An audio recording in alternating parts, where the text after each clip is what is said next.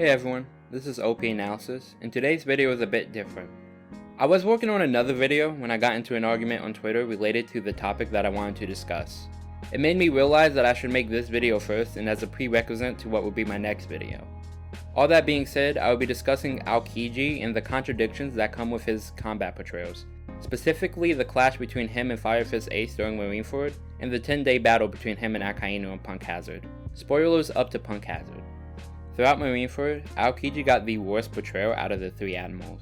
When attacking Whitebeard, Aokiji's first attack got completely countered and resulted in him being hit, but when it came to Kizaru's attack, Marco felt the need to step in and block it, and Akayenu's attack wasn't even aimed at Whitebeard but got closer to him than the other two did. His second attack was just freezing Whitebeard, and that did absolutely no damage, and he never got off his third attack. The 1v1 setups for this arc also portray him as being the weakest, as he fought against Jozu, while Kizaru and Akayenu fought against Marco and Whitebeard respectively. I want to point out here that while Aokiji did fight Jozu, there was never a scene that portrayed them as being equals the same way Kizaru and Marco had, so I don't think it would be fair to say that him and Jozu were equals. This is reinforced by what happened between Kizaru and Marco when Marco got distracted, in which case Kizaru injured him but wasn't able to completely take him out of the battle. Aokiji, in the exact same situation with Jozu, was able to completely take him out of the battle. Of course, this might just be caused by the Devil Fruit matchups, but nonetheless, I feel that it is important to note. Finally, we get to the clash that I want to actually talk about, Aokiji versus Ace. This takes place after Ace is freed, and since it is the goal of the Marines to execute him, I think it's fair to say that although this isn't his strongest attack, Aokiji was being serious here. The same goes for Ace, of course, who didn't seem the least bit bothered by the idea of fighting an admiral who defeated Jozu. Their attacks cancel one another out, and so the portrayal here would be that they are somewhat equal in strength, which is consistent with the way Aokiji has been portrayed compared to the other admirals. We go on to see Ace clash with Akayenu, but this time his attack is completely countered and he's the one left hurt. Nothing inconsistent so far, as Akayenu had been getting the best portrayal out of the admirals. So let's jump into the event that makes Aokiji's portrayal seem inconsistent, the Akayenu vs Aokiji fight.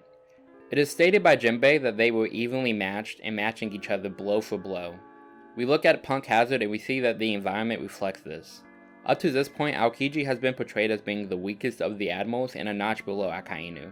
So how is it that he was fighting him on an equal level? Well, the answer is fairly simple. Though Devil Fruits completely counter each other, it's a perfect Devil Fruit matchup. Akayenu's Magu no Mi is said to be amongst the greatest in terms of offensive power, which definitely contributes to his strength as a fighter. However, that offensive power comes from the extreme heat that he can produce, and Aokiji's Hie no Mi can counter that completely.